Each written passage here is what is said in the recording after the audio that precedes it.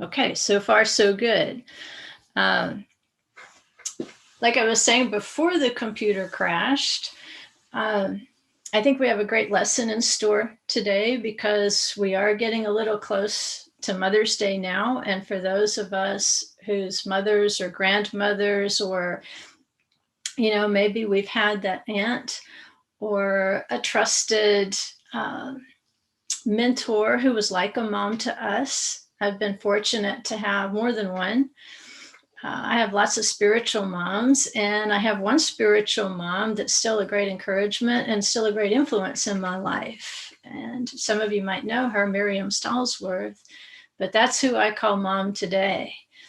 And so we want to dedicate our learning today, not just to our mothers who raised us in the nurture and the admonition of the Lord, but there was a very special mom who passed away this week. Some of you know Brenda Stroth. She's a student in our online class, and you might be familiar with her from her class on the Rooted Cafe.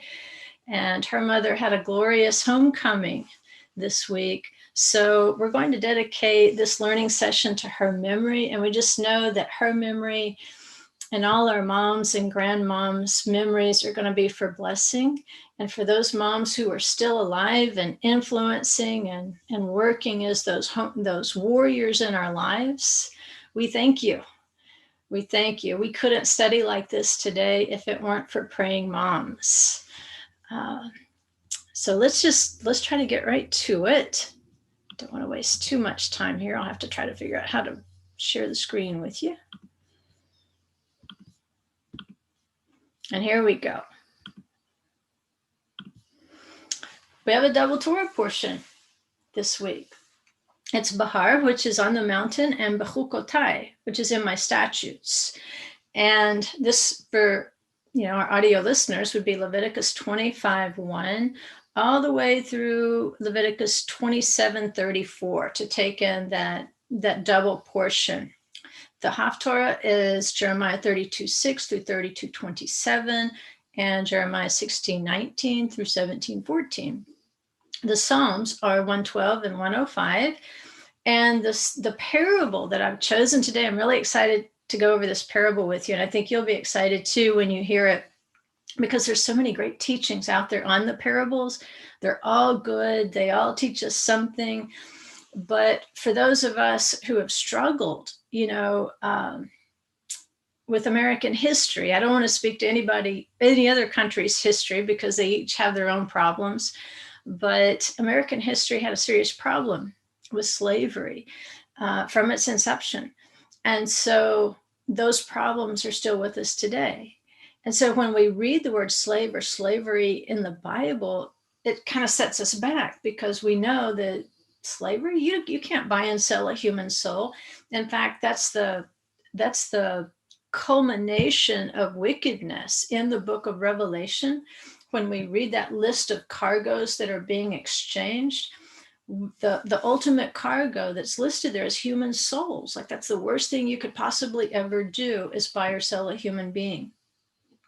So we need clarification.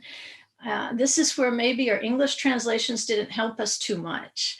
And so I want to define for us exactly what an eved in Hebrew is. It's sometimes translated as slave, but we can clarify that. We know better. We need to define exactly what an eved is, so that when people do throw up the word slave or slavery to us as a reason not to follow the Bible or to discredit the Bible, we can say, hey, wait a minute, you don't know what you're talking about. That's not what the Bible says about service. So we want to clear up what exactly an eved is. And then we want to put it into the context of the parable in Matthew where Yeshua is talking about the vineyard. And I think it's going to be awesome news for those of you who wonder, how do I become a citizen of Israel? Especially right now, where if you don't have a Jewish background, you're not going to get in as a citizen. You might get in for 3 months at a time, or you might get in on a visa, but you can't really call it home yet. Yet is the operative word there. One day we will, and I think probably sooner than later. But Scripture explains to us, and this is exciting, especially coming up on the Feast of Shavuot, where it's traditional to read the book of Ruth, who became that naturalized citizen of Israel from the nations. It's exciting to learn how those who are not the native born, those who were not born of a certain lineage, how the Scripture prescribes that they become this naturalized citizen. And I'm going to make a point, I'm going to throw it out there. We'll see if you agree with it or not, that maybe ultimately they aren't really naturalized citizens. Maybe we're all just repatriated citizens. Maybe we're going back to the very place where mankind was born.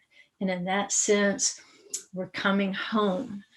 And so today, like I said, we want to dedicate our learning to the memory of our moms and this special mom who passed away this week, Miss Wanda Bryan.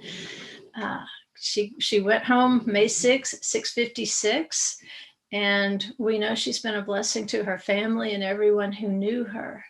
And I'm sure those of us who have moms who have also crossed into the garden, they're all gathered around and they're probably looking down right now saying, oh, look at our kids. They're all gathered together just like we are up here.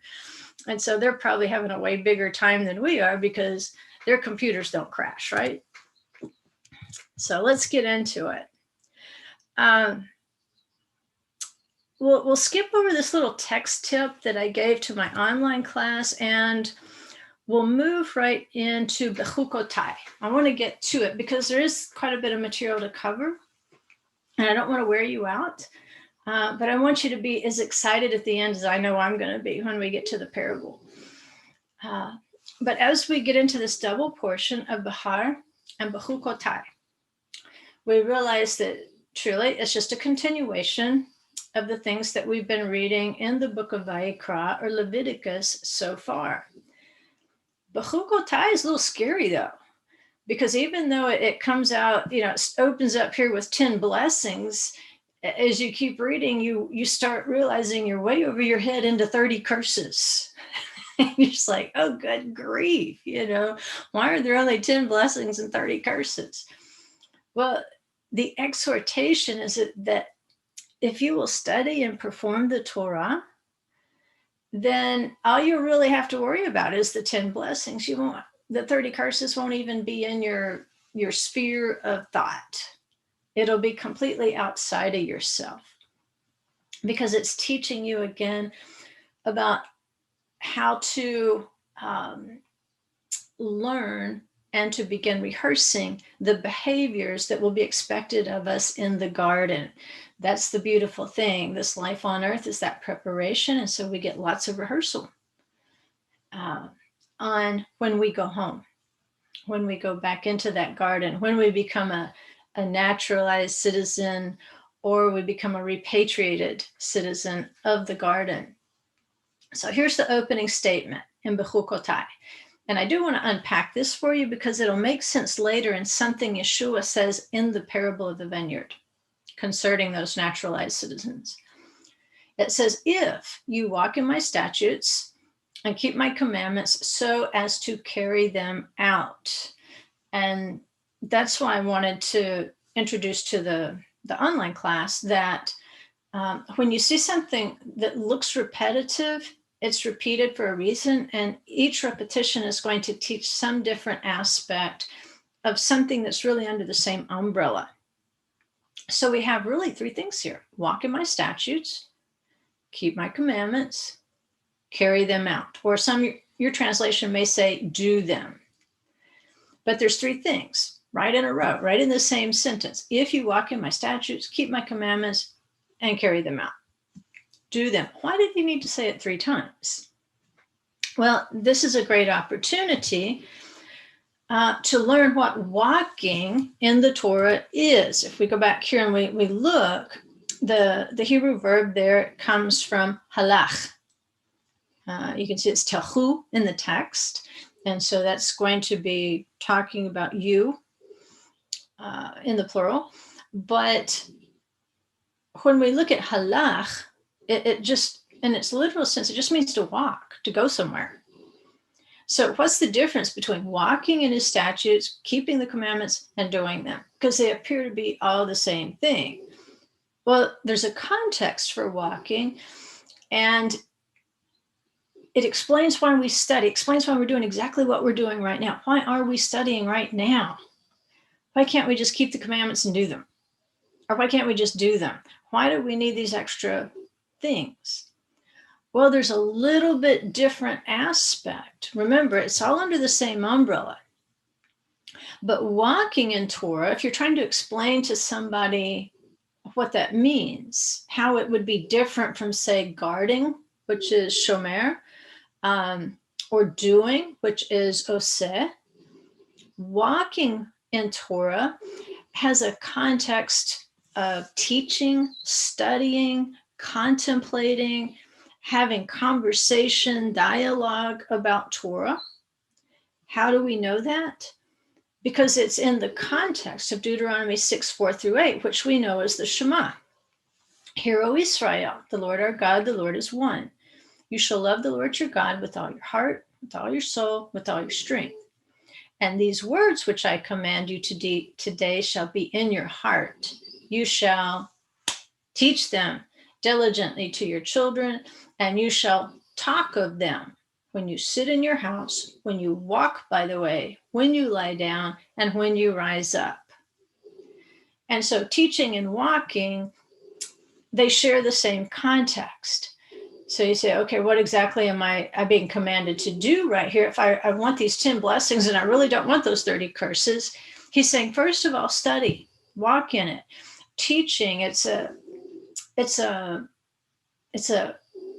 every waking hour contemplation of the Torah, because whether you're actively teaching, whether somebody is teaching you, whether you're teaching yourself through study, whether you're contemplating on what you've learned, whether you're having conversations to increase your learning, this is all part of the walking in the Torah. It's when you learn how. It's how you learn how.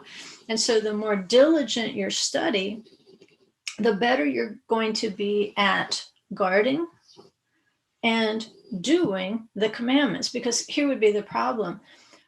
What if you thought you knew the commandments, but you didn't really study? You just read over something real fast. You thought it was plain, but it really wasn't plain.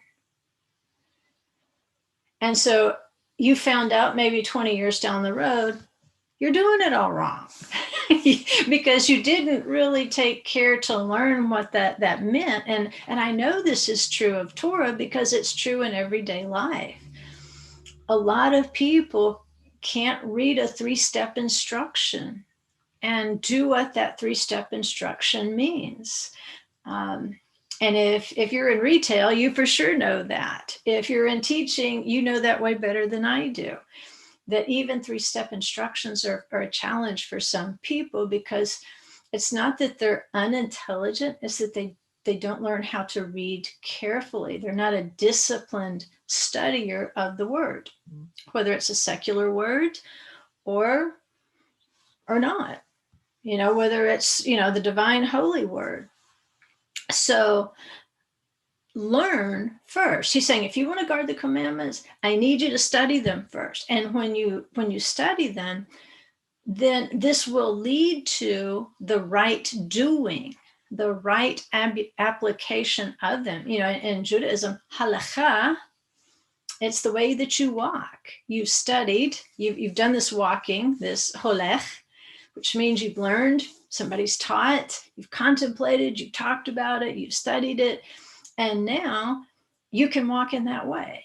You can actually do those things. So that's an important part. If you say, well, I just don't feel like I do much for the kingdom, but I do study the Bible every day. Well, hey, you just did the first thing that he commanded you to do to be eligible for the 10 blessings instead of the 30 curses. And you say, well, I'm just studying. I'm not really doing anything. And he's saying, oh, yes, you are. You're doing a lot. You're doing a commandment when you study his word. So by listing 3 things, what we always want to do is look for a chiasm. We want to look and say, okay, when there's 3 items or say 5 items, if you got an odd number there. It'll even work with an even number. It just means that you take the middle 2 items and they become one thing. But in this case, he says, holech, walk, shomer, guard, asa, do. That means our middle thing, which is guard the commandments. In Hebrew, it's shomer. Somebody who keeps the Torah is called shomer Torah or shomrei Torah. And so studying, holech, and doing are how you guard the commandment. The guarding becomes the axis. And then studying and doing tells you what it means to guard the Torah, to guard the commandments. And that's good news because I know you all study. We're sitting right here studying right now. It's a wonderful thing. But remember that asa. Just file that away in the back of your brain, and in about 30 minutes, we'll need it again. Okay, doing that. So, Bechukotai, which we just read, that first verse, it's preceded by Bahar, which is on the mountain. And it's kind of continuing the Torah portion before, which gave us detailed instructions about the 7 Moedim, or the 7 feasts of Israel. Well, now in Bahar, it goes on and it describes the Yovel year, the Jubilee year, the 50th year when you return to your inheritance. And it's not just a way of shaking things up and making everything equal in the land of Israel economically. What it is a rehearsal for the ultimate Jubilee, where Israel will return to their first inheritance, which was not the physical, merely the physical land of Israel. It included a spiritual land of Israel called the Garden of Eden. Before we fell into sin, before we fell into strictly the natural realm, there's a very different place hovering just above the natural land of Israel. And so what we want to do is to be able to step up. It's not that far because it's just in another realm. And, the prophets were able to glimpse into that realm, but we tend not to be aware of it too much. We have to have that little kiss on the cheek from the Holy One sometimes to realize how close it is. And we probably all have at least one of those times we could relate where, yeah, I think I got that kiss on the cheek that let me know how close the garden is, how close that realm of the third heaven actually is to me. But when we realize that this is the point of the Yovel year, to make us conscious of not just return to a natural inheritance, but that all mankind is descended from Adam and Eve in the garden, and therefore our common inheritance as human beings, if we are fit to live in that garden, would be to return us to that garden and say, hey, his plan didn't change. He's just changing us. And this is where the Holy Spirit comes in to truly allow that transformation to take place so that we're so at home in the garden. And it's a garden where even the wild beasts don't harm us. Agriculture is just almost effortless. We can eat bread, it says in the blessings, to satiety. And it means instead of having to have a huge plate of food, instead, it's going to take very little to make us even feel full. I'm looking forward to that diet plan, to tell you the truth.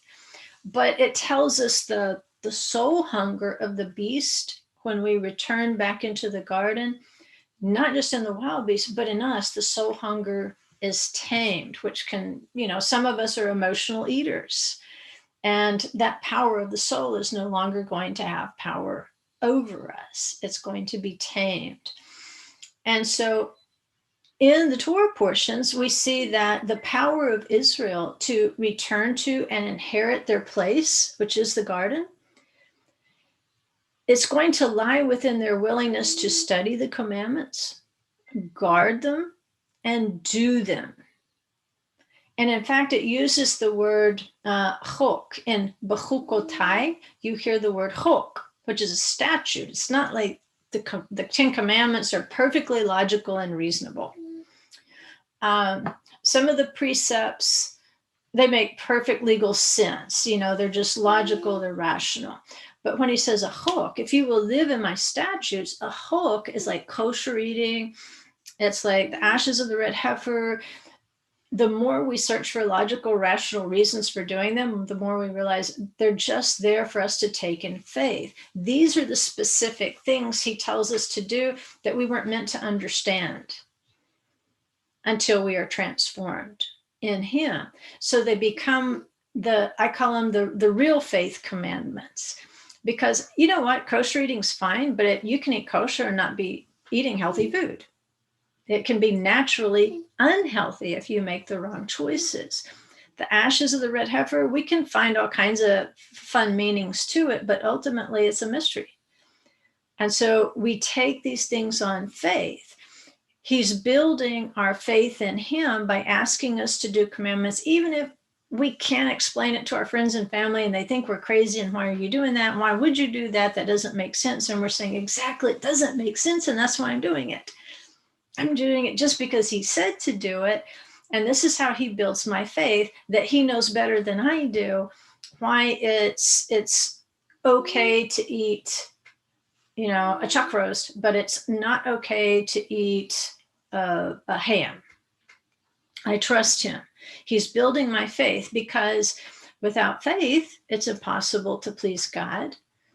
The garden is a pleasant place. So that tells me that the garden is a place where Israel does things that are pleasant to the Father. And so just like the portion open, if you will just study the commandments, guard the commandments, and do the commandments, you are on the road to a pleasant place. So studying and doing the mitzvot, even the ones we don't understand, that prepares us for that Yovel, year of return, not just to the physical land, but to our inheritance in the garden.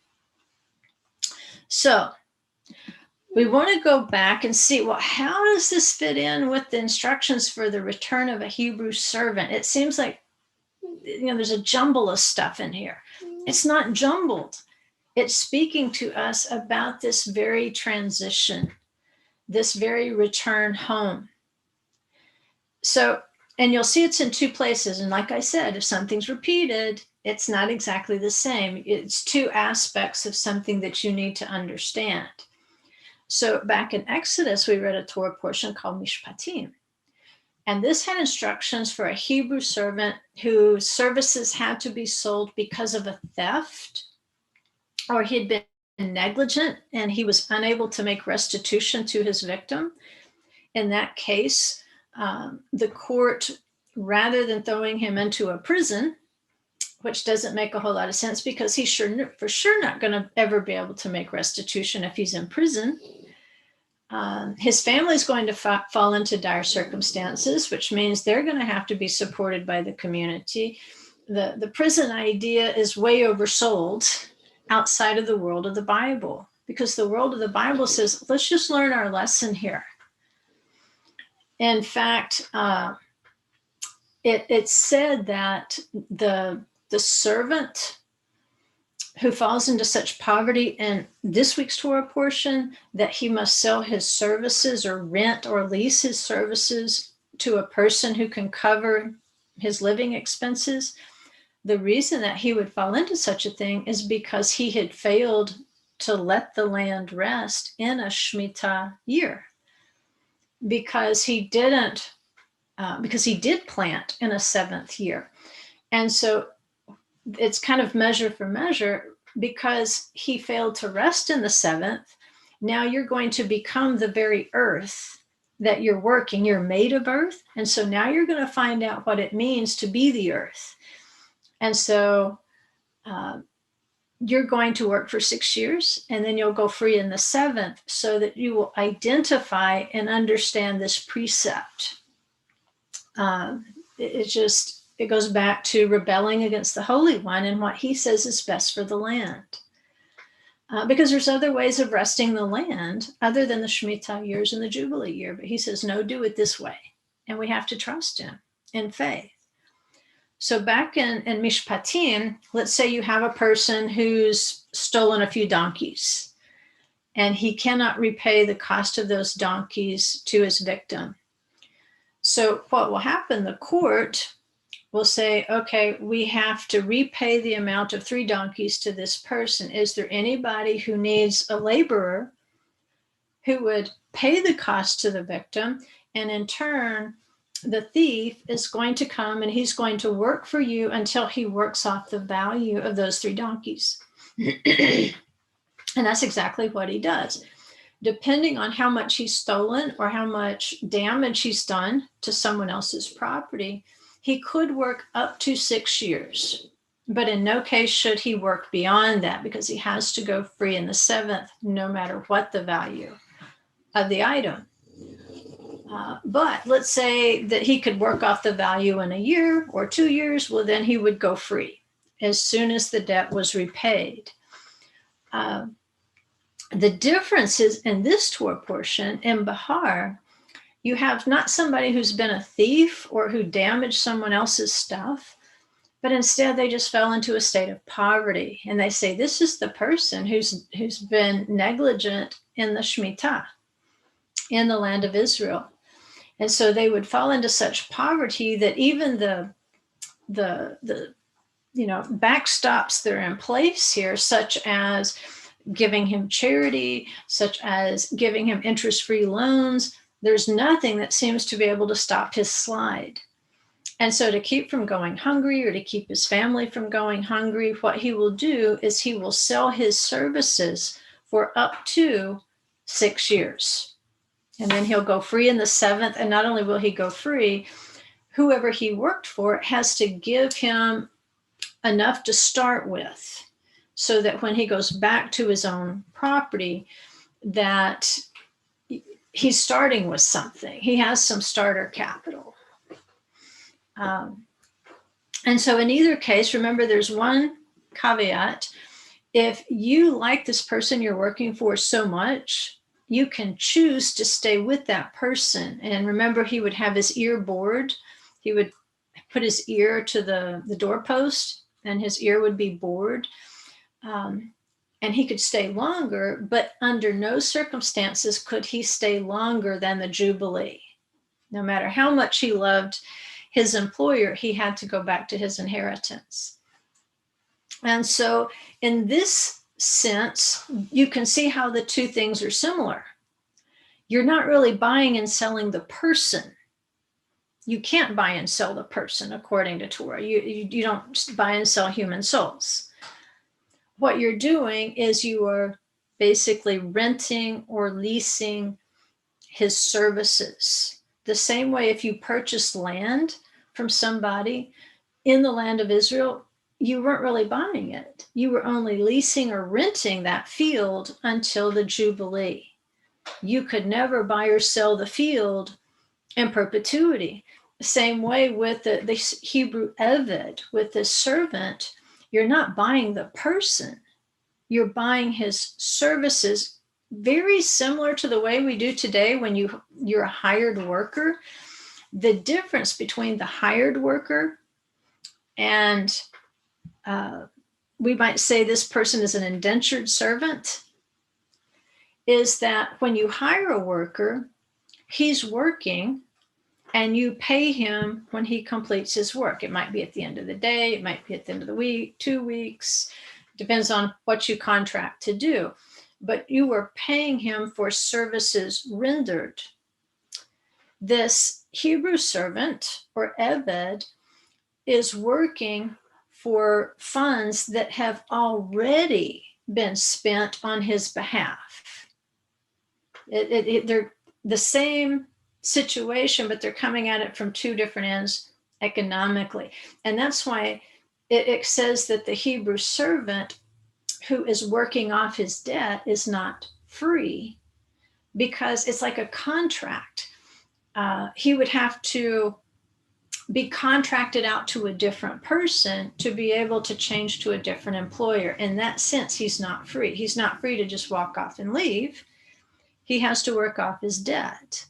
He's not free to just, oh, I found a better job over here, I'm going to go over here. No, he's under contract, so he's not free. He would have to convince the new employer to pay the present employer to release him by paying the amount, and then go work off the amount with this guy over here, which it could be done. But you can see the difference. One is working to be paid, and one is working because he was paid. Somebody was paid on his behalf. If he has the debt, if he has to repay the 3 donkeys, whatever it might be. And so when we look at it in the reality, we realize, it's nothing like the slavery we experienced here in the United States. Probably the closest thing we had to it was indentured servanthood, where somebody wanted to say immigrate and they didn't have the money for the seafare, or they didn't have money to purchase a field and get started farming or buy a business. And so they would find somebody who would front them that money or that service, and then they would pay it off. That's closer. It doesn't mean that the person has literally bought you as a slave and can do anything they want to with you. In fact, in the Torah, it says you have to treat this servant, even if he's the thief, or even if he has fallen into utter poverty, you can't look down on the person. If you have something nice, they have to have something equally nice. If you have a Tempur-Pedic adjustable bed, they have to have a Tempur-Pedic adjustable bed. If you're driving a Jaguar, they have to drive a Jaguar. And you can see why it really wasn't activated very much, because nobody could afford it. But it was there to ensure that you didn't look down upon this person, that you didn't see him as a slave, that you didn't see him as a lesser class citizen. And so, if you're eating prime rib, this Eved, this Hebrew servant, has to eat prime rib. It could get pretty expensive to maintain somebody like this. So if we read in Matthew 21, I want to make a jump here, because I want to give you an example in the Gospels where there's an example of this situation. In Matthew 21, we have a parable of the landowner who leases his vineyard. In fact, it says he plants the vineyard. He digs a wine vat. That's important. And then he puts a wall around it. He does everything he can do to this vineyard in order to make sure it's a viable vineyard. But he's going to go away. He's the owner, but he's going to go away for a while. And we know Israel is the vineyard. So what the landowner is doing, he's not selling his vineyard. He's merely leasing his vineyard to the vine dressers. And what we find out in Matthew 21 is he begins to send his servants. And in fact, in the version I was reading, it called them slaves. Well, that can be confusing to a modern reader. I wish they wouldn't do that. I wish somehow, everybody who's interested in the Bible would understand what we know about the Hebrew Eved. Because seriously, if you sent a slave to go collect on your property, if I were a slave, as soon as I was out of sight, I would be gone. If this is true slavery, you're not going to just send a slave to go collect your portion of the vineyard. Instead, he's sending his ovdim, Eved singular, ovdim plural. He sends a series of ovdim to go to the vine dressers and to retrieve his portion of the fruits. Apparently, this is the terms of the lease. I will let you work this vineyard, and all you have to do is give me this percentage of the fruit. But here's the thing. In verses 34 and 41, it says, at the proper time. This corresponds to one of our blessings in the Torah portion. Remember blessings on Israel? At the proper time. If you will walk, if you will guard, if you will do. then the rain will come at the proper time. It's timing. It's called Gishmei Bracha, the rain at the proper time. And so when we think about, well, when would this landowner have requested his portion of the fruits? Well, we just came out of the Torah portion and more, which explains the proper times for returning a portion of fruits to the Holy One himself. At the beginning of the feast season, during the week of Pesach, they're going to bring the first fruits of the barley. At Shavuot, you're going to bring the first fruits of the wheat. At Sukkot, you're going to bring from the fruit of the ground, the fruit of the tree, from your wine vat, which is particular to our parable that we're talking about, from your threshing floor, from your flock, and from your herd. So when Yeshua chooses to tell a parable about a vineyard, he's giving us a GPS. Okay, at the proper time, what would be the proper time for these lessees to give him back the fruit from the wine vat? Well, your seasonal GPS is, well, it's absolutely Sukkot. You can't bring the from the wine vat in. You don't bring that in at Passover. You don't bring it in at Shavuot because they're just beginning to, the early varieties are just beginning to get ripe. But you start to bring in from the wine vat at Sukkot, and it specifically says wine vat at Sukkot. So instead of giving him his fruits at the proper time, we find out that the vine dressers abuse the servants of the landowner. They stone them. They even kill them. And not only that, when he says, oh, I'll send my son, and they'll respect him, no, they kill him too, for a specific reason that we're going to look at that's related to the Jubilee. So there's multiple messengers. And we know that it says in the text that the Pharisees and the Sadducees knew that Yeshua was talking to them through the parable. So he's saying there's been many prophets and servants, sent ones, messengers sent to the vineyard. And for those who are in charge of the vineyard, they have not treated the prophets well. They have not treated the messengers well. But here's the point that Yeshua is making based on our Torah portion, even based back on Mishpatim, where it talks about how you treat even a thief who has to work off his restitution, how you have to treat him like your brother, that you can't treat him even like a hired hand. You have to treat him better. You have to treat him like yourself. So if we read it in Hebrew, which is what I did, I took the Shem Tov Hebrew Gospel of Matthew, which is an eye-opener in some cases. And by the way, this was found in the possession of Orthodox Jews for their reference, so they really don't have a reason to change things. But what helps is knowing how would this have sounded in Hebrew when it was said. When Yeshua taught the parable, how did this parable sound? And so where it says that the vine dressers, laid hold of his messengers, it says in Hebrew, Vayikach ha'ovdim et avdav. And I tried to translate that out for you literally from Matthew 21:35. It says, and took the servants, his servants. What are we supposed to hear right there? Exactly what the Torah portions are telling us.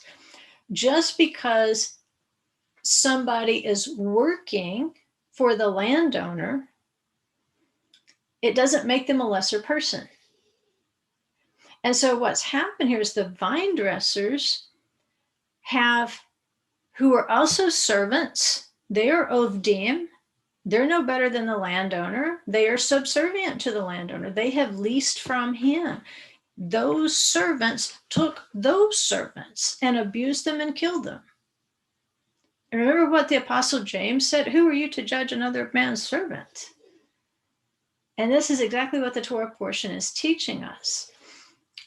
Those who lease the vineyard, they're on the very same level as the messenger servants. Maybe they're looking down on them because they're poor and they had to sell their services to the landowner. But what have they done by killing them? They're trying to prevent those Ovdim from returning to their own properties in a Shemitah or Yovel year. Once they've worked off their indentures, once they've worked off their debt, then they can return to their own land. But if you kill them, then how will they ever return? So let's read Leviticus 25, 39 through 45. So we can kind of get a handle on this. And where we can hear, like Yeshua said, and took the servants, his servants, how there's an equality being taught right here within the text, if you can read it in Hebrew. So it says, now if a countryman of yours becomes so poor with regard to you that he sells himself to you, and see, now you understand, he's not really selling the person, he's selling his services to you. It says, you shall not subject him to slave service. He is not a soul to be bought and sold. He shall be with you as a hired worker, as if he were a foreign resident. Well, there's a clue you don't expect to see right there. As if he were a foreign resident. So we're going to look and see what kind of foreign resident is he talking about? Because we would think like the foreign resident would be treated differently. Maybe he'd be treated worse. He wasn't a native born Israelite. He says, no, he's going to be like a hired worker. He's going to be with you. He's going to be on the same page as you. When it says with you, it's somebody that's on the same page with you. He's going to be like a hired worker. He's actually going to be treated better when you look at the requirements that you have to do for him. And then it says, as if he were a foreign resident. Well, why would you treat a foreign resident well? He shall serve with you up to the year of Jubilee. He shall then leave you, he and his sons with him, and go back to his family, so that he may return to the property of his forefathers. Okay, see right there, the property of his forefathers.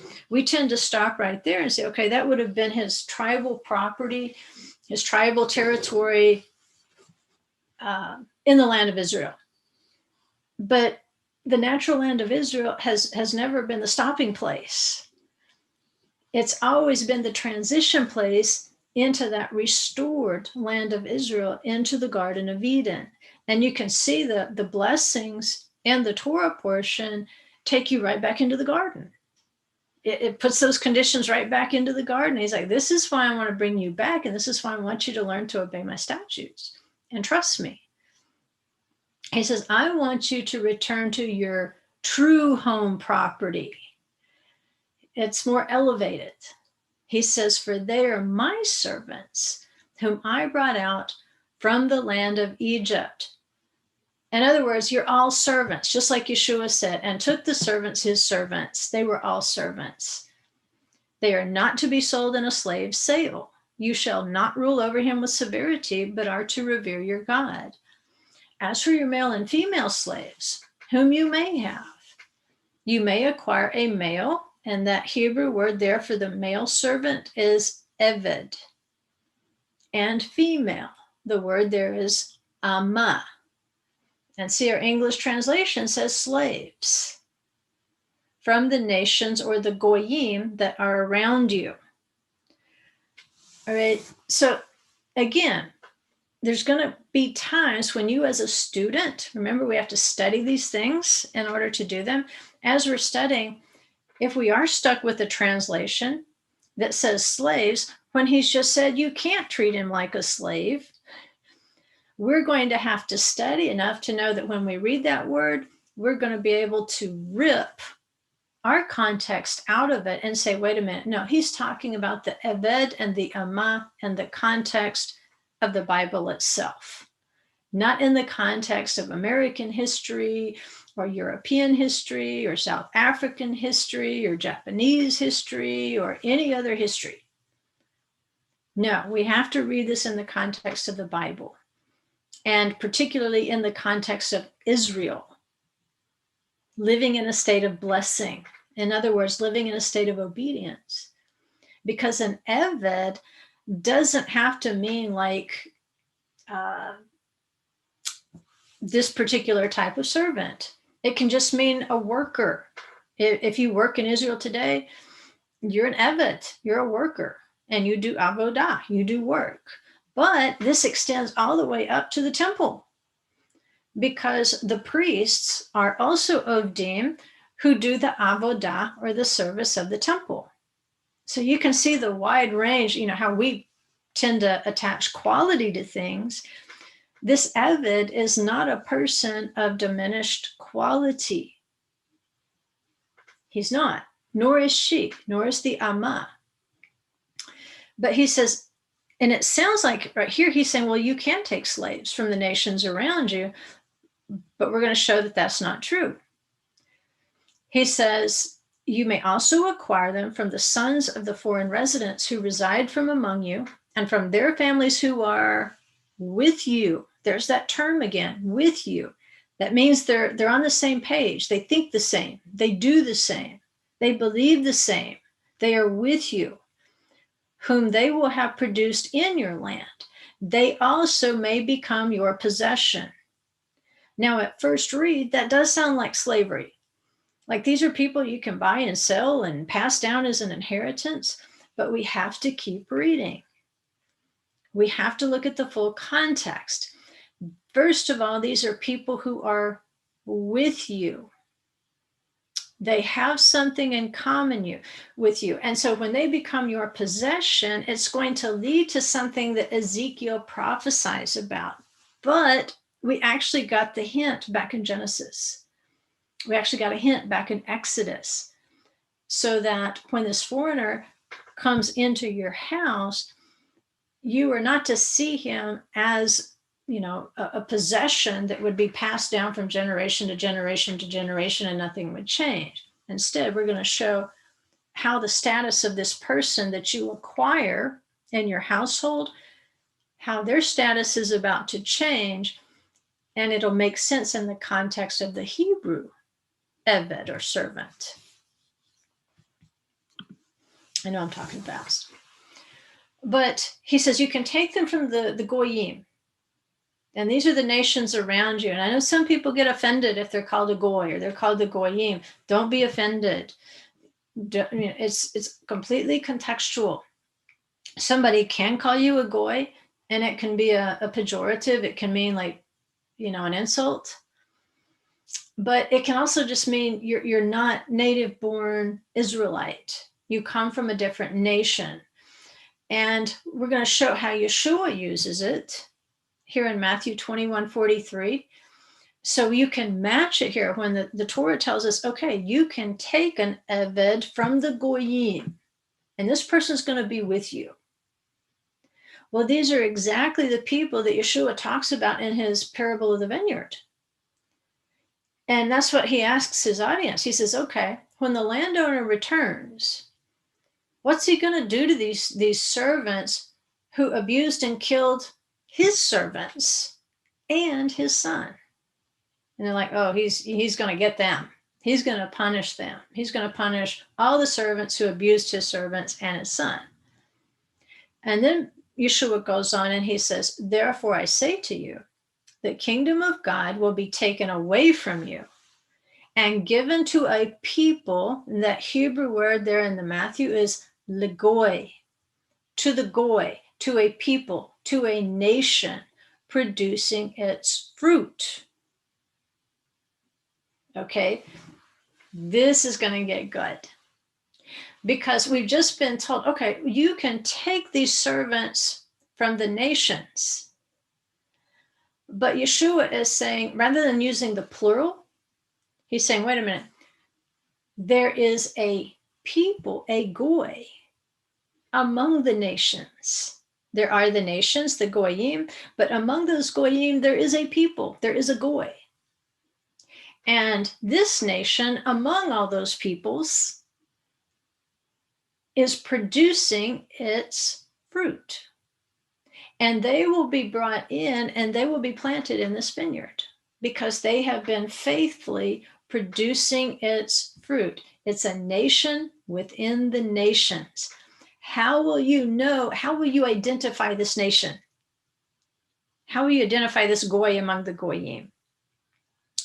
Yeshua tells us exactly how. They're producing its fruit. And remember, twice he talked about producing the fruit and rendering the proper percentage back to the landowner at the proper time. It's not that they're just making fruit any old way and they keep it all, or they might send some back, but they just make up, new proper times. They make up their own proper times.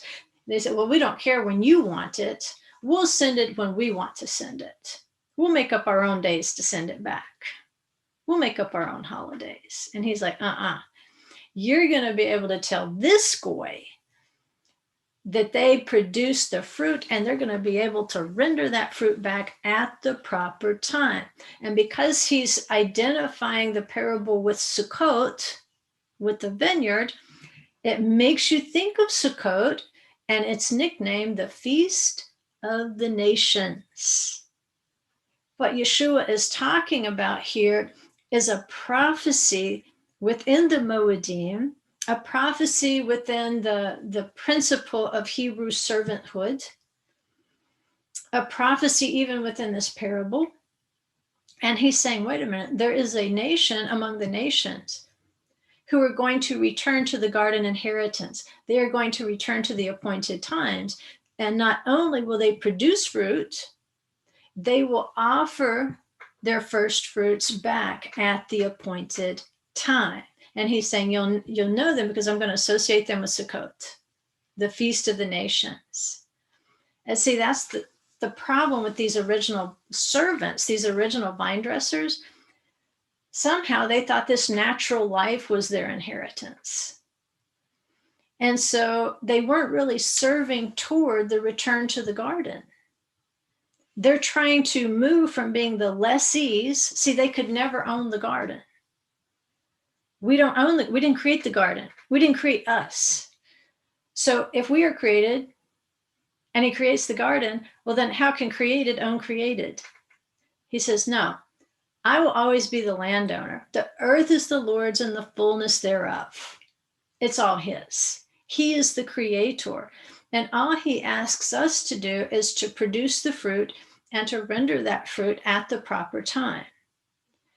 As he said, if you will walk in my statutes, just do this, walk, guard, do. That's all you have to do. And by doing that, you are going to start producing fruit and you're going to learn how to bring it at the proper time. And so you are preparing yourself for this replanting back into the garden.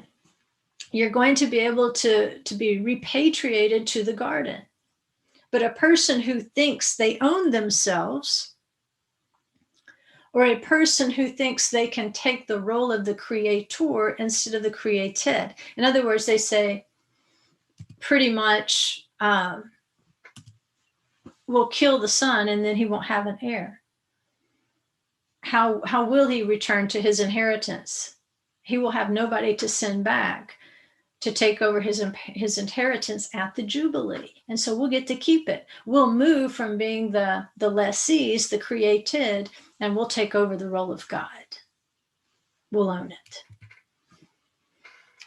And so Yeshua uses this choice of the vineyard. And remember at Sukkot, when you would celebrate from your wine vat, Deuteronomy 16:13 says, you shall celebrate the Feast of Tabernacles for 7 days, Sukkot, when you have gathered in from your threshing floor and your wine vat. And then back in Deuteronomy 14:26, it says, yes, I want you to go up and celebrate at Sukkot. And I want you to eat and to drink, strong drink or wine, whatever your heart desires, as long as you yield my portion. And so this is what we have. Yeshua says there's a Goy nation among the Goyim just waiting for an opportunity to become servants of the landowner in his Moed vineyard. And does this not describe exactly where we are right now? That among the nations, wherever you are listening right now, you're listening because you've developed this love of the Torah. You've associated it with obedience to Yeshua. You've associated it with service and not ownership. And you're just waiting, like, put me in, coach, put me in, coach, put me in, coach. He says, yeah, you keep practicing, you keep studying, you keep walking, you keep doing, you keep rendering my fruits at the Moedim, and I will transplant you, and I will push out any vine dresser who has tried to prevent you from taking part in the Feast of the Nations, and I'll put you in there. And that's what it says, Deuteronomy 16, 13 through 14. You shall celebrate Sukkot for 7 days when you have gathered in from your threshing floor and your wine vat. This is what the landowner did. He dug a wine vat. So Yeshua is saying, it's about Sukkot. There's something going on at Sukkot you need to hear in this parable. You shall rejoice in your feast. You, your son, your daughter, your male and female. Okay, so we can just cross out slaves right there. We know the right word to put in there. Your servants, your Ovdim, and the Levite, the stranger, the orphan, and the widow who are in your towns.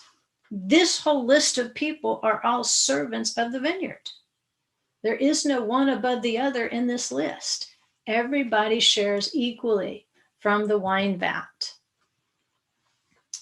So, again, Deuteronomy 15, 12 through 15, it gives us some conditions about this Hebrew Eved. Again, we can see why Yeshua associated it with the wine vat. He says, if your fellow countryman, a Hebrew man or woman, is sold to you, and remember, it's services, not the person, then he shall serve you for 6 years, but in the 7th year you shall set him free. Because remember, you can't buy the person. He doesn't belong to you. He belongs to the owner of the vineyard. He belongs to the Creator. He belongs to the Most High. And that's why he kept reminding them, remember, you were my servants because I brought you out of Egypt. You're all servants.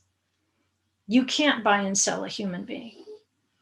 And when you set him free, you shall not send him away empty-handed. You shall give generously to him from your flock, from your threshing floor, and from your wine vat. This is Sukkot language. You shall give to him as the Lord your God has blessed you.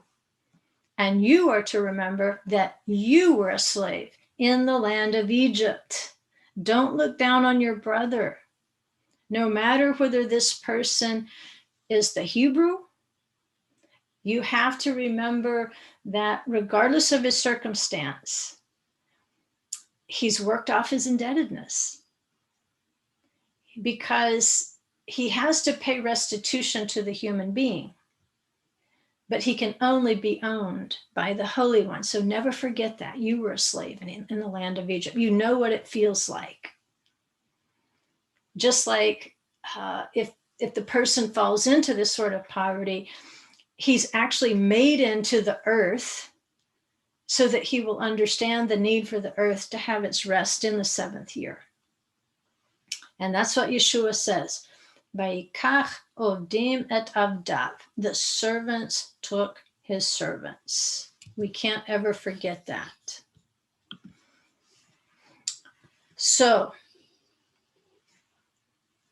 as we're reading the parable now, we've got the background of the Torah. They're not slaves. They're Ovdim from Eved, and they're not just any people, but they're specifically selected by Israelites to remain in Israel in perpetuity. This is where you need this language where he says, they'll be part of your inheritance. You're going to pass them down because their inheritance is going to be in the land with other servants. They're especially selected because they are with you. They're on the same page. They're the same mindset. They have the same faith, the same belief system. And so when you bring in this this servant from the surrounding nations. And it looks at first like they are property to be passed from generation to generation. We understand better. They are to experience a transformation, which goes back to what do? You study and you do. You study and you do. This is the goy among the goyim who have been studying and doing. But the problem is they don't have an inheritance in the land because they're not natural citizens. They're not native citizens of the land. They don't have the pedigree. So this plan naturalizes them as citizens. It basically creates a host family. They're not just any person. Even the Israelite servant, he can't just be randomly assigned. There has to be somebody willing to take on this project of restoration for up to 6 years to bring this person in, as far as teaching and learning and doing, to where he needs to be, so that when he is turned loose to go to his real owner, the Holy One, that he's experienced a positive transformation in this household. So we've got, from the nations, we've got an Eved who doesn't have an inheritance because he's the goy from the goyim. We have the female who is called an Amma. It's the feminine counterpart to the Eved. Now look at this. This supports the point entirely. The Amma, which would be the non-Israelite who would be acquired or purchased from the nations. An Amma does not absolutely mean a slave. It can mean. It can extend to that. But in the Gesenius, it tells us that even free women will refer to themselves as an Amma. It's often translated as a handmaiden. So the idea of absolute slavery, we just kind of lose it in the words. An Eved is not an absolute slave. An Amma is not an absolute slave. There's too many other contexts for it to function, even within free people. But the point of purchasing or acquiring this so-called slave was to incorporate him or her into a state of freedom so that they could become servants of the landowner in the vineyard with the other servants, Israel. And we got a little clue back in Genesis 17:12 that this is a long-term plan. It says, every male among you who is 8 days old shall be circumcised throughout your generations, including a slave who is born in the house or who is bought with money from any foreigner who is not of your descendants. In other words, this person can come into the covenant as well. If you acquire them, it's toward the purpose of that person being circumcised and coming into the covenant and worshiping the God of Abraham, Isaac, and Jacob, so that you can pass an inheritance to them. And I think this is where everything in Acts blew up and Galatians over the circumcision, because you had two schools of thought. One said, circumcise them right off the bat before they know anything, and that'll prove whether they're serious. And then you had another school of thought that says, no, if they don't know anything, let's teach them. Remember, it says a slave who's born in the house. In other words, this person has, just like, the other kids in the house, been brought up in the nurture and the admonition of the Lord. And so, like Timothy, there's no reason for him not to be circumcised into the covenant. He already has learned and he knows how to do. It was a view toward moving them forward, just like with Ruth. The point was not to keep her in subservience forever because she was a Moabite, but to move her into the family and give her an inheritance, which we saw in one generation.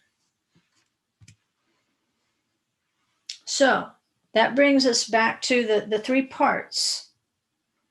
If you want to be blessed, if you want to return to your inheritance in the garden, guard, study, do.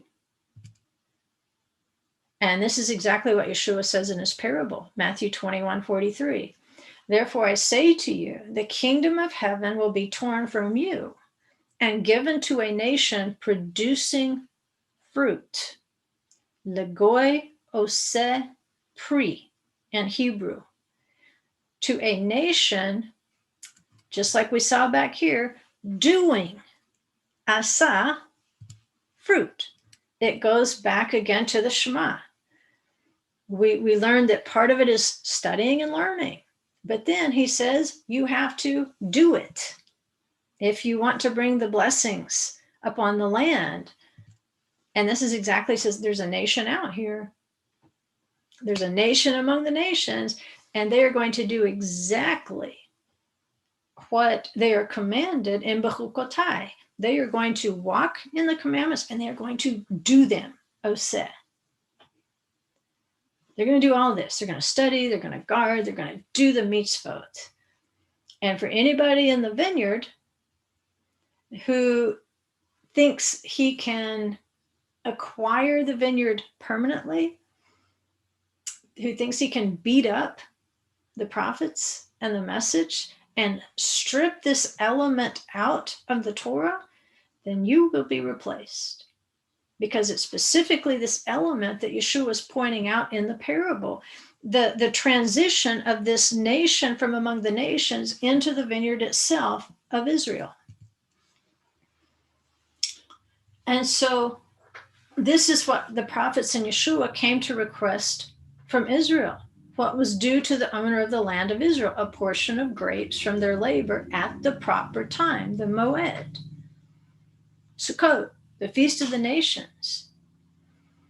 And so if you refuse to return that portion, it's going to bring a curse upon the land. Matthew 21:38, remember they said when the vine growers saw the son, they said among themselves, this is his heir. Come, let's kill him and take possession of his inheritance. In other words, there's not going to be anybody to lay claim to this at the Jubilee. We'll own it. It'll be ours. In other words, we'll be the gods of our lives. We'll own the field. But Yeshua says, no, I'm everlasting. You might think you're getting away with something, but he says, I'm the stone. I'm like the Father. I am an everlasting testament.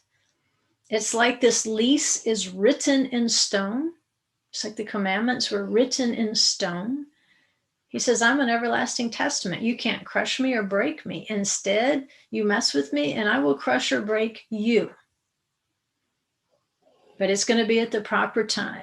And I will find those who have refused to yield the fruits of the vineyard at their time. And so there were two targets to this parable. It says the chief priests and the Pharisees. It says they knew that the parable was directed at them. Now that's a strange marriage right there. If we're talking about all the Pharisees, it doesn't make any sense. But there was a school of the Pharisees that did have one thing in common with the Sadducees.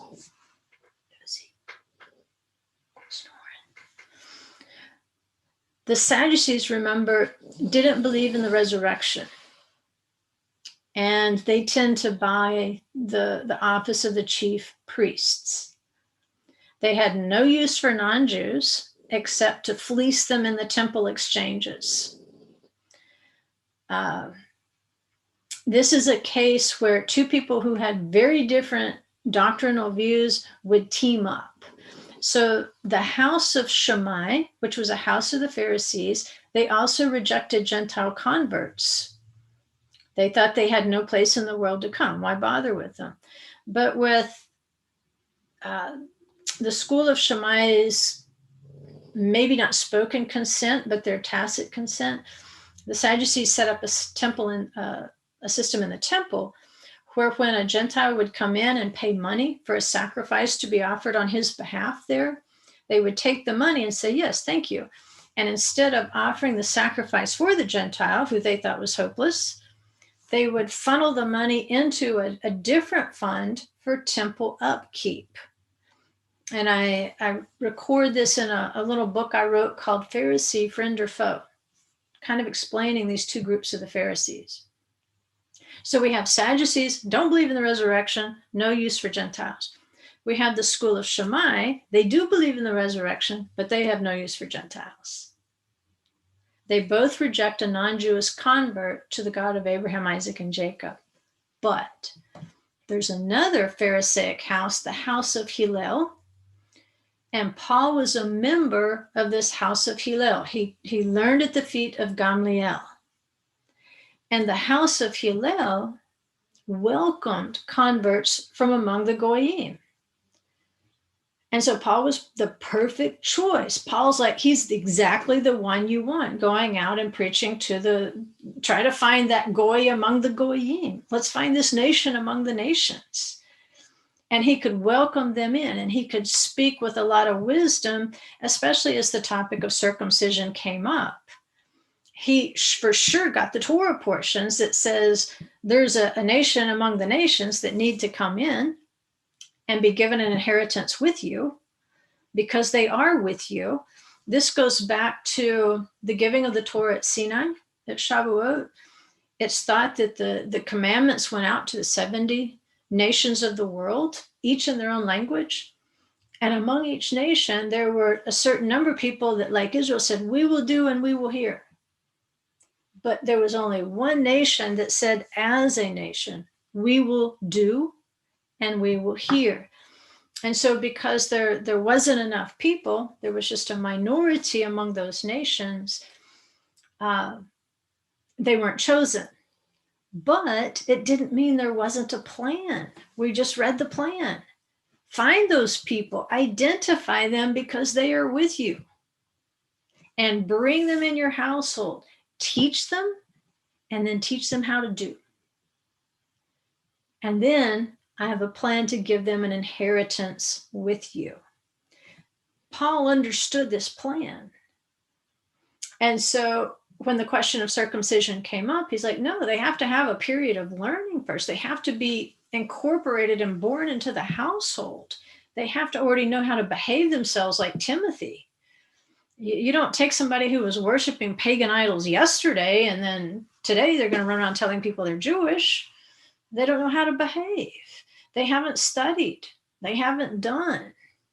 They're just finding their way. And of course, we know in time that ended up being a huge division.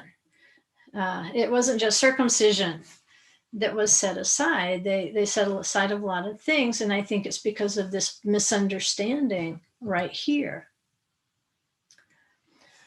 And here's to give you an example again of how translations can be so different.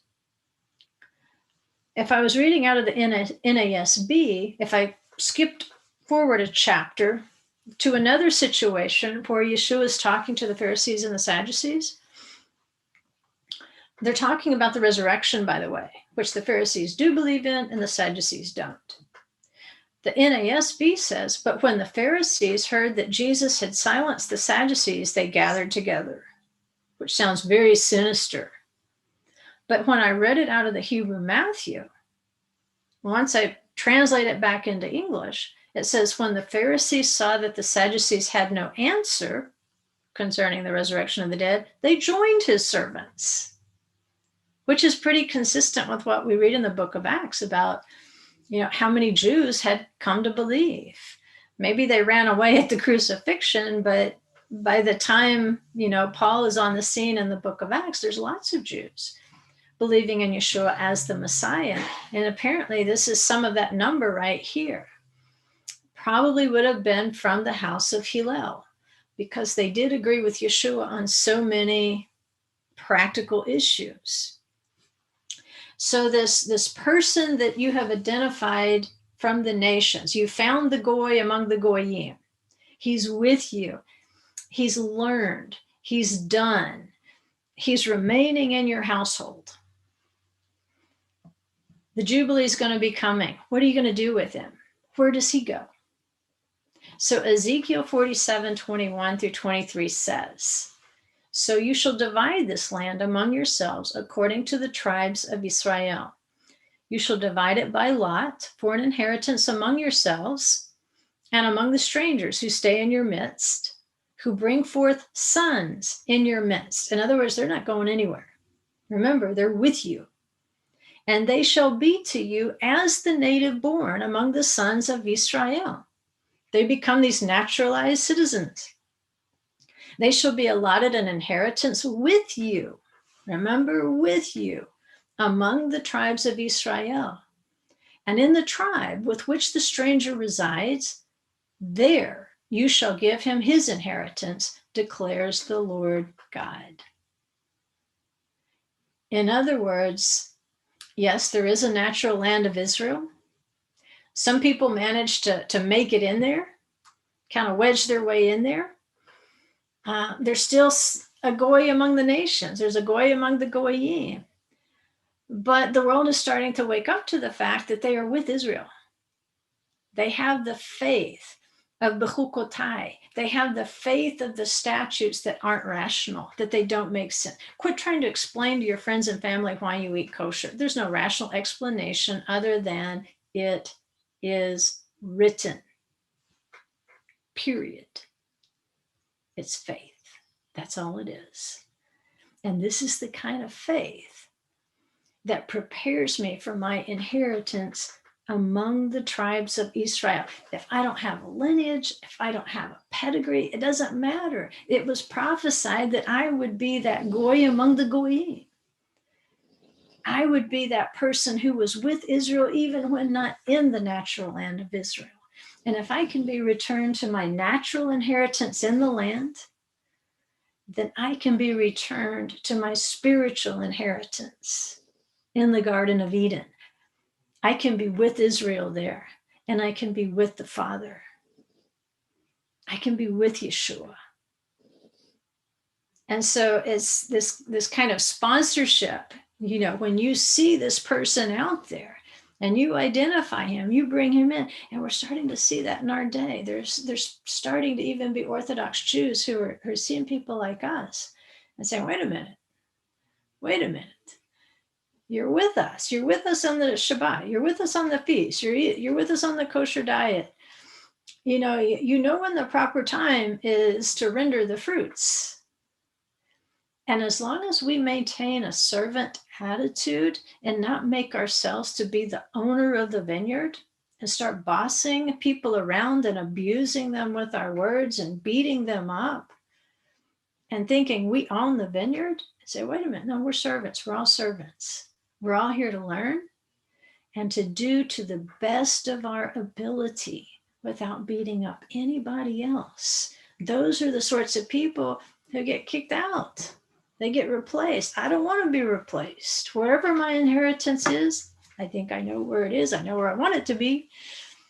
But wherever that place is, I don't want to get kicked out because I thought somebody else didn't belong there. So, again, we've got that previous portion and more that gave us all these details about the Moedim. It told us particularly about the significance of the seventh day of the Moed in the month of Tishrei, the seventh month. And so Israel's commanded to do good to the Ger, to the Goy, because of what happened to him in Egypt, because he was a slave in Egypt. When the Israelite was turned loose at Passover, well, its bookend is over here in the seventh month at Sukkot. So you got the first month, Passover, the seventh month, Sukkot. And so this freedom that the Israelite experienced at Passover, he says, at Sukkot, I want you to remember this, because the servants among you are going to go free. And that Goy among the Goyim is also going to go free. They have to be allowed to bring those fruits into the vineyard and share in that experience of the seventh month. They're going to share in the fruits of the wine vat and the threshing floor alongside those who have had an assigned territory from ancient times. But from reading Ezekiel, what we realize is they kind of lost the handle on where the boundaries were. And so there's a different way of assigning territory according to Ezekiel.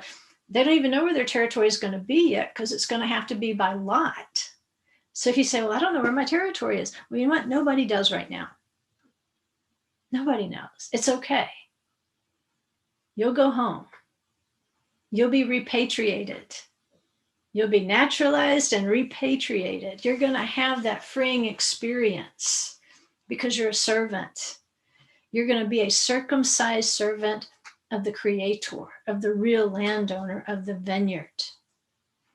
And so I think this is why Bechukotai is linking the servants, the Odim, to the Moedim of the 7th month. So here's the question.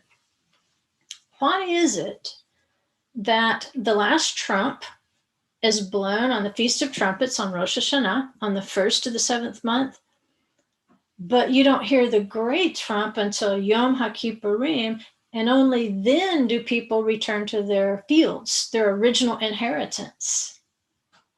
What's going on? There's 10 days in between here and here. What are all those Hebrew servants doing? Because remember, every Hebrew is a servant. Whether you're a natural born Hebrew servant or whether you are a naturalized Hebrew servant, we're all doing the same thing between Rosh Hashanah and Yom Kippur. What's going on?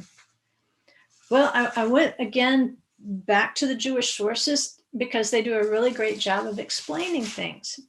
Because in my mind, I'm like, okay, this is the resurrection of the dead we're talking about. The resurrection of the dead is on the 1st of the 7th month. It's at the Feast of Trumpets. And so if we don't go back to our inheritance until the 10th of the month on Yom Kippur, what are we doing in those 2 days? Well, remember, the Yovel is in the 50th year, the Jubilee. And the value 50 has a number assigned to it. It's the Hebrew letter Nun. Remember Yehoshua, Joshua, the son of Nun? Well, Yeshua is the short form of Yehoshua, just like Elisha is the short form of Elishua in the Bible.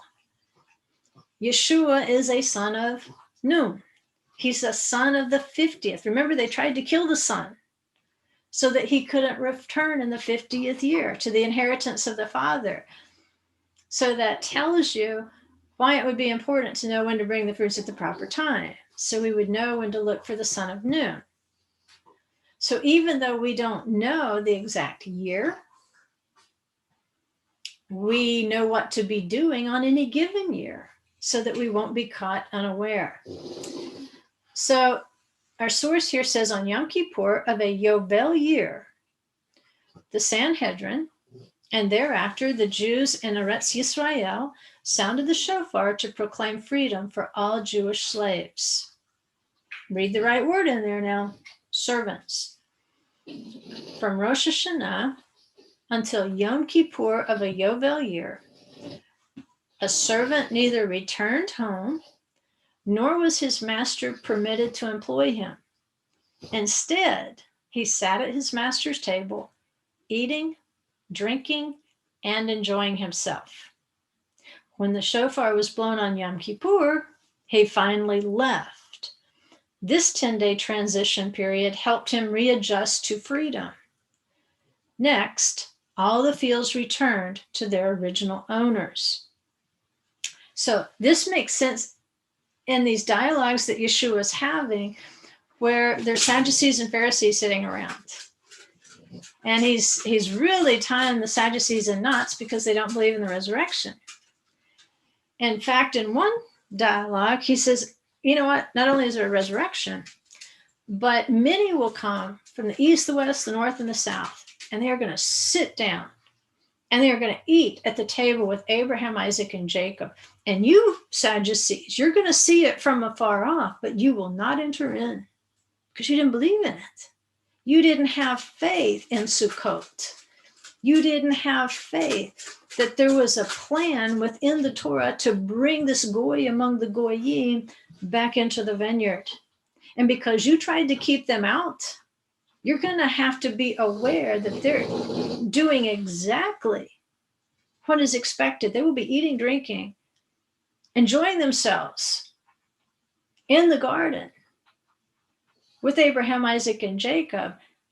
But because you didn't believe in it, there's no way you're going to be able to engage in it.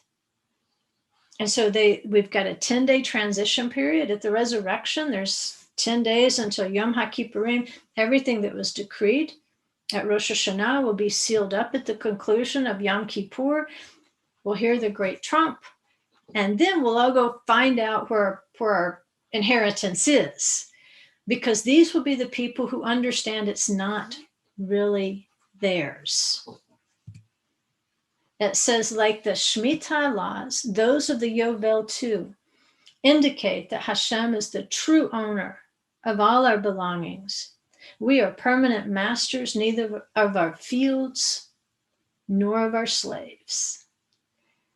And if we were of that mindset, all we have to do is look back to Adam and Eve, and they got expelled from their field in the garden.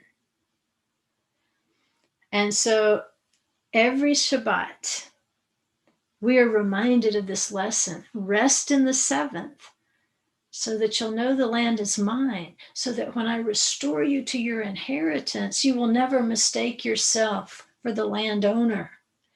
You will understand that you are all my servants, and that you'll treat one another properly in my land. That's important. So there really aren't natural or naturalized citizens at that level. There's just repatriated citizens in the garden. And it's Abraham, Isaac, and Jacob, and Sarah, and Rebecca, and Leah, and Rachel. And they're going to be saying, welcome home. Just sit down a spell. Sit down for 10 days. Let's eat. Let's drink. Let's rejoice from the wine vat and from the threshing floor. We're going to give you everything you need to start over. You're true Hebrew servants. We're not going to send you away empty-handed to your inheritance. As we send you back out into this messianic kingdom, you will have everything you need to start over. Welcome home. So now we know what those 10 days are for when we are caught up together in the clouds to meet the Lord in the air, when we hear that trumpet. And now we know when we can comfort one another with those words. In fact, Ezekiel's dry bones, where his vision was thought to have been of a certain number of Ephraimites from the tribe of Ephraim who left Egypt 30 years too early, before Moses arrived. And it's thought they were slain by the Philistines. And their bones were left all along the roadways, which was why Adonai wanted to lead the Israelites a different way. He didn't want them to see the bones of those who left at the wrong time. They went in their time, not his time. And there's lots of people out there who thought they were doing the right thing, but it was their time, not his time. And so Ezekiel's vision of the dry bones, he says, can these bones live? And yes, they can. These sons of the tribe of Ephraim who didn't know their time, who left prematurely, even they can be resurrected from the dead. And like, okay, if these bones can live, then all Israel will live in resurrection. In fact, it's thought that at that very moment that those dry bones resurrected, that was the moment that Nebuchadnezzar's image of the beast toppled. There was Shadrach, Meshach, and Abednego.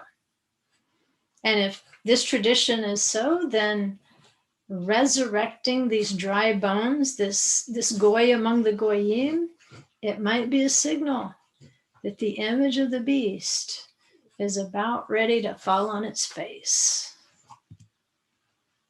So we know the field that we will be returning to is that elevated place of the garden, that it will be expanding itself to receive us, to enjoy 1,000-year Shabbat in our inheritance.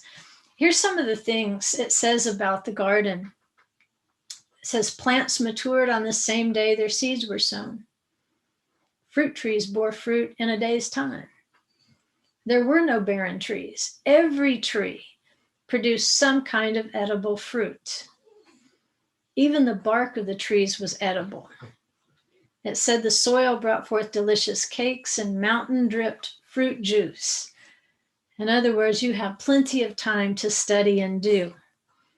Whereas right now, it's like we're pressed about with so many things. It's just you have to force your way into study time.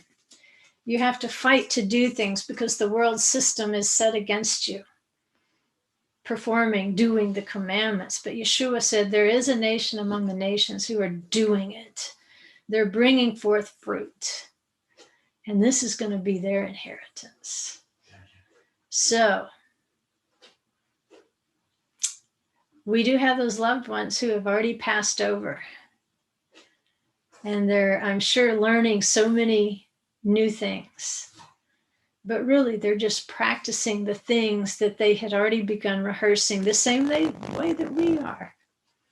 You say, what about my loved ones? They didn't know about Shabbat. They didn't know about Passover. They didn't know about Sukkot. They were faithful in what they knew. Jewish tradition says those dry bones can live. Even if they did their acts of faith out of time, those dry bones can live. And they'll live with us. And they will inherit with us.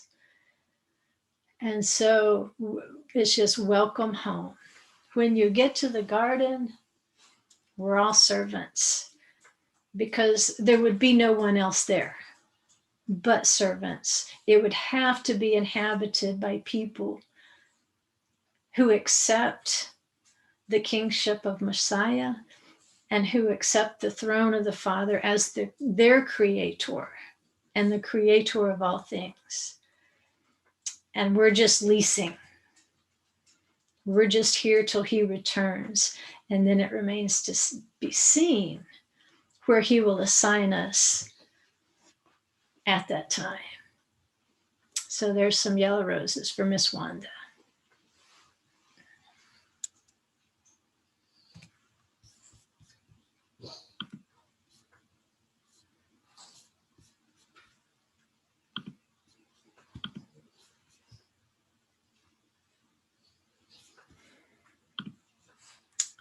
Okay, let me look over here in the chat box.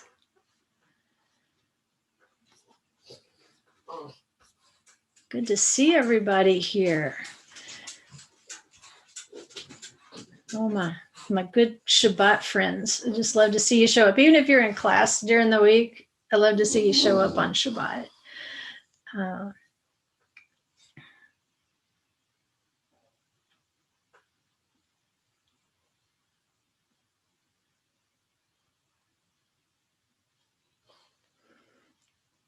See, I hope I answered that for Tribal Lady 12. At this point, nobody knows where their specific inheritance would be in the land, that it has to be drawn by lot.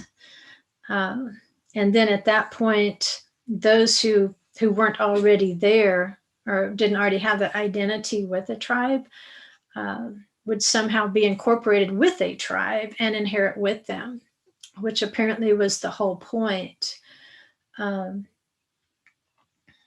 of this Torah, of saying, when you see this person from the nations and you acquire them, you're not to think that this is like property to be bought and sold. The whole goal is to bring them in, teach them, and then start to have fruit, start to have sons and daughters born in the household who are able to be circumcised into the covenant and to inherit with you.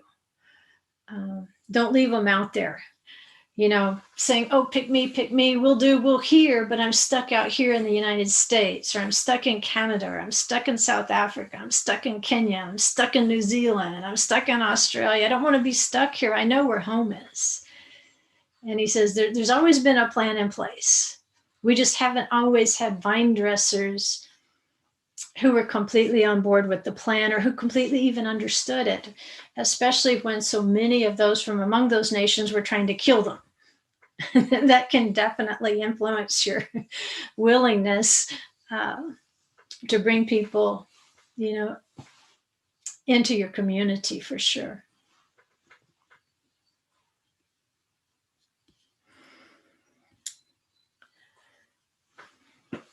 Okay, guys, it's been wonderful having the Shabbat lesson with you. I know it went a bit long. I warned you. It was a little bit long, but I didn't know what I wanted to leave out, so I didn't leave anything out. I just threw the whole thing in there, and I'm sorry it crashed at the beginning, but maybe there was a reason.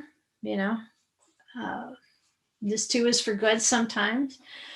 Maybe we need to give somebody another minute to get logged in or something. But Brenda, good to see you here. You know, may Adonai comfort you. We've had several people email in or message in this week who have lost loved ones. And so for each of you who are grieving loved ones right now, I hope this was an encouragement to you that they're in the garden right now. They're learning and doing, learning and doing, learning and doing. They're learning what it means to be a servant on the other side of that film that stands between us, that veil between us. And they're not that far away. They're not that far away. It feels like, you know, they're gone, but they're with us. Remember what I said, they're with you. If they believe the same as you, if they worship the same as you, if they do the same as you, they are with you. They are not gone anywhere. They are with you. It's just that little separation of the soul right there for what's going to be just a spot in time eventually. They're not that far away. And I know right now, probably all our relatives who have already crossed over, I think they are. I think they've got a consciousness that we've joined together to encourage one another in the Word, to learn His Word, just like Bechukotai says. I think they know which week the Torah portions are. And I think they see us sitting here learning together and they're like, you go, you go, you go. You have no idea how much good you're doing right now and how much it's going to help you on this side. When you can open your eyes, when you get caught up, you're going to come up a level. And then you're going to see Israel for everything that it is. And so keep learning. Let me encourage you. You keep learning no matter what you have to do. You fight, you claw, you study on your 30-minute lunch. You listen to things as you're driving. You make your kids participate with you. You figure out creative ways to draw your kids into it. Remember, he says, you know, they're going to be born in your household. Bring them up in it. Bring them up in it. So like Timothy, they'll just naturally know how to do the commandments with the same joy that you're imparting to them. Don't lose that first generation joy. It's worth passing on to your children. And keep producing the fruit. Just keep doing it. Just keep doing it. Because you're right, Brenda, they are cheering us on right now.